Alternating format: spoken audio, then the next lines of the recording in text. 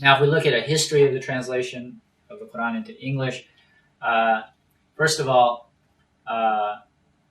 with regard to translation to European languages, the first language that the Quran was translated into was Latin.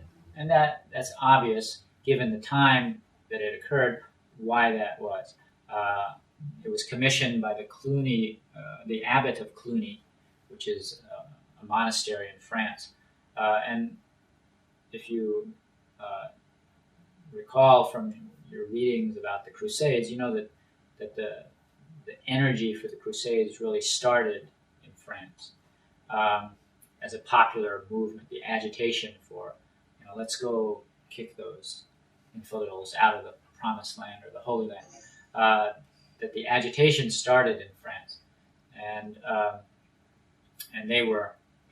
they supplied a good portion of the army, and they ended up, it was French nobility that ended up ruling Jerusalem and a lot of the other little city-states in conquered or occupied Palestine. So the abbot of Cluny commissioned a translation of the Qur'an into Latin. And the express purpose for all of that was to know your enemy better, to be able to refute their arguments. It was really, psychological operation, psych ops, the propaganda war. It was all in that kind of basket of objectives. And the man who translated it, the primary translator, was an Englishman. His name was Robert Ketton. And apparently he had help from an Arabic speaker by the name of Muhammad. Now, apparently, as far as from what I've read, there's virtually nothing known about that man except his name. And one wishes that somebody had been there to record more about who this man was and what he was thinking of when he went along with that project. Now, the reason that they chose Latin, of course, was that it was the universal language of educated Europeans at that time. So it was completed in 1143. I think obviously it was commissioned before that, but it was completed in 1143. At that time, of course, they didn't have printing presses. In 1543, that translation was printed and distributed. So that was, fairly early on in the history of printing. It was well within the first century of the invention of the printing press. And then there was a new Latin translation in 1698 by a priest named Marachi. And again, the intent was that same basic objective of use in propaganda wars. The first English translation was done by Alexander Ross, was published in 1649, translation from the French.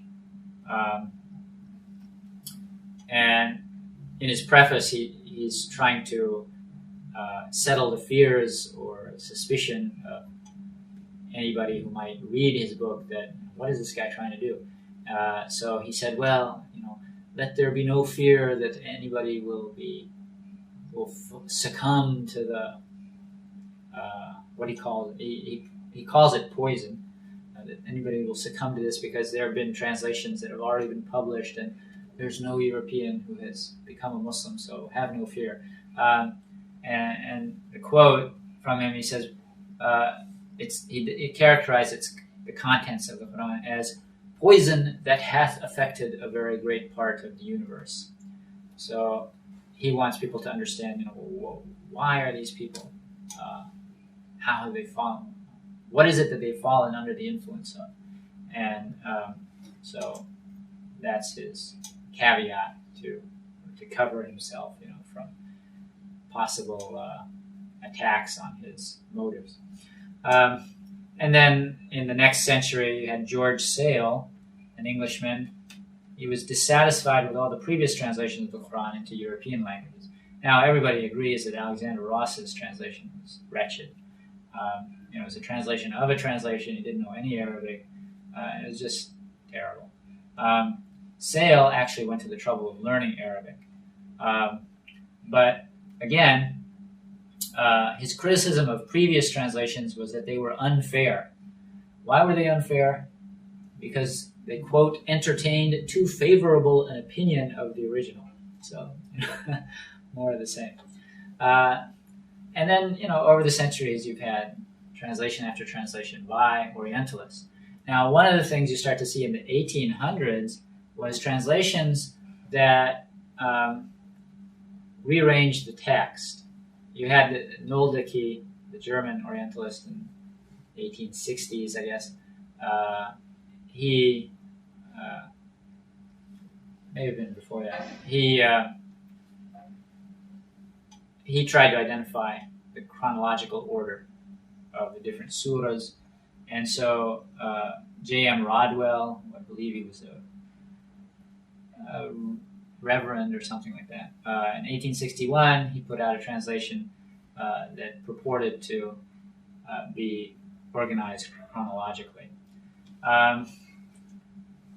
In the 1950s, you had N.J. Dawood. He was an Iraqi Jew who came to England to study, and he stayed on, and he became a translator and I guess a teacher, a professor or something.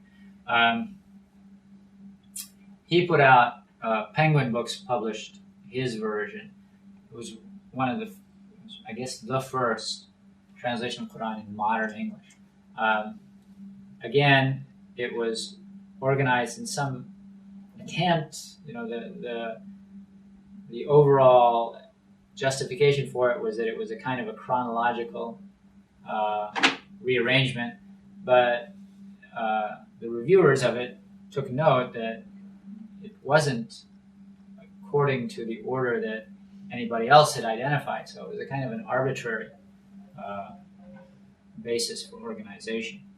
And then the most egregious assault on the Quranic arrangement was that of Richard Bell, 1937.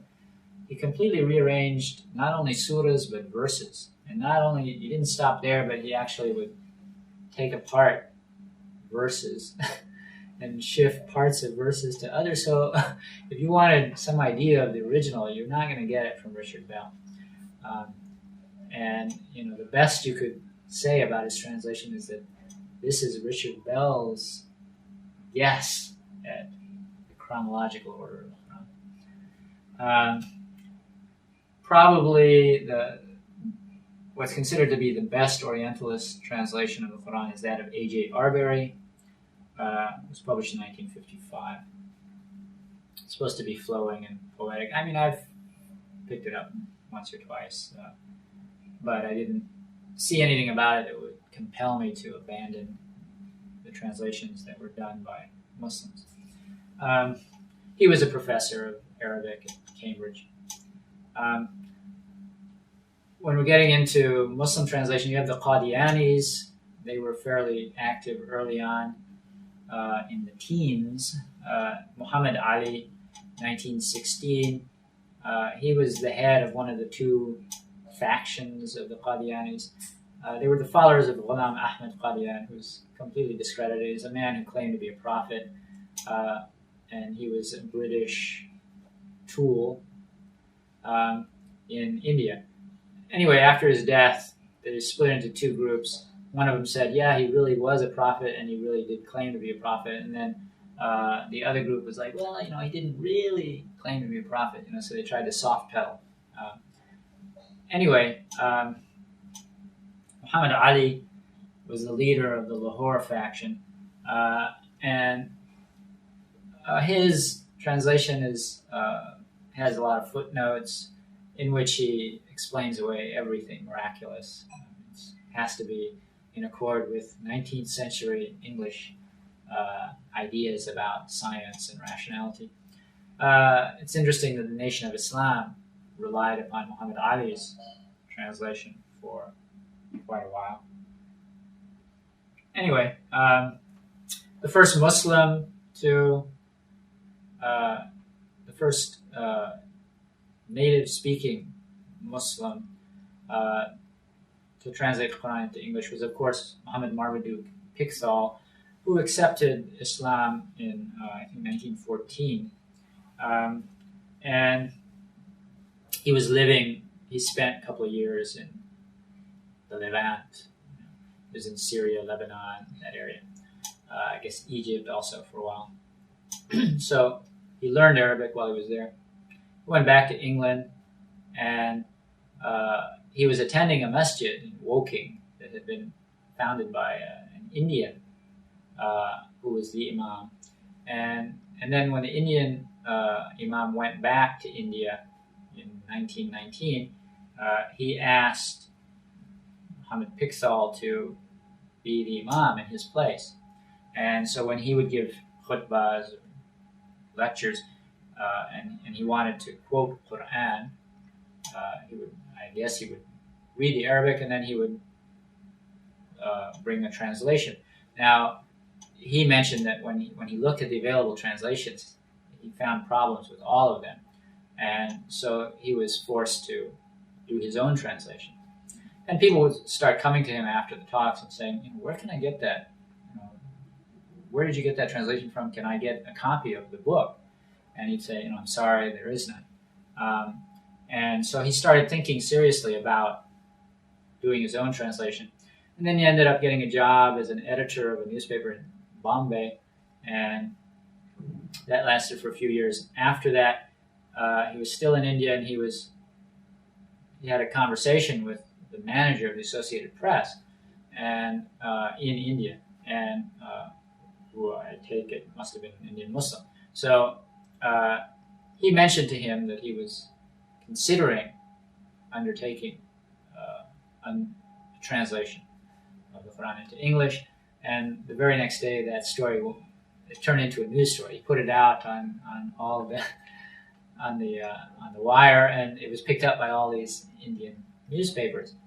And so the Nizam of Hyderabad, he became interested, and he hired Pickthall sort of on a trial basis. He made him the headmaster of a high school, private high school that he owned. And then after he sort of proved himself, he gave him 2 years off with pay to do the translation. And so he completed it in 1930, and then he was involved in negotiations with a British publisher to publish it, but he insisted, you have to have the Arabic side by side. And that involved considerable extra expenses. And so eventually the negotiations broke down. And eventually it was published in India, but Pickthall, unfortunately, died before he actually saw his translation as a published book. He died in 1936, and the first printed edition was published in 1938. Abdullah Yusuf Ali, his translation is perhaps even more widely used, or was more widely used than Pickthall's. Although he was an Indian, his English was quite fluent. He studied at the University of Bombay, and then he studied in England. And then he came back to India, worked in the Indian civil service for 20 years. After retirement, he went back to England to teach at the School of Oriental Studies in London for a few years. Then he ended up working as some kind of he was the revenue minister for the Nizam of Hyderabad for a couple of years, and eventually ended up being the rector, the principal of an Islamic school in Lahore. So while he was in Lahore, he was talking to some publisher or somebody, and he expressed an interest in putting out an English translation of the Qur'an. And so somebody was immediately interested, and they said, okay, let's get on it. And so he would produce a juz every 3 months, and they would publish it right away. So they published it a juz at a time. And so it was actually published, although he started working on it after Pickthall had completed his, they got it out before Pickthall's version was published. It was completed by 1937, and then they put out the whole thing as a single work. And although he never seems to have studied Arabic formally, I mean, he never studied in a madrasa, he mentioned that his father taught him Arabic at the age of 4 or 5, and he was quite fluent. It's mentioned, I mean, both Pickthall and Abdul Yusuf Ali, their English is highly archaic. It's very difficult to read because of that. Lots of ye's and thou's. I've got a version of Pickthall's translation that I downloaded from the internet, which I then I went through and changed as much as I could of the archaic stuff. You just replace it all with one command, and so it's much more usable now. But it's archaic. The word order and some of the word choices. And Abdul Yusuf Ali has a lot of that. In addition, because he has fairly copious footnotes, there's been a lot of criticism of his footnotes for their some of the ultra rationalist ideas, explanation away of miracles, of physical aspects of paradise, and there were some scholars in South Africa, English-speaking scholars, who put out a detailed kind of list of objections to his footnotes. Some of the later editions have made extensive changes to them.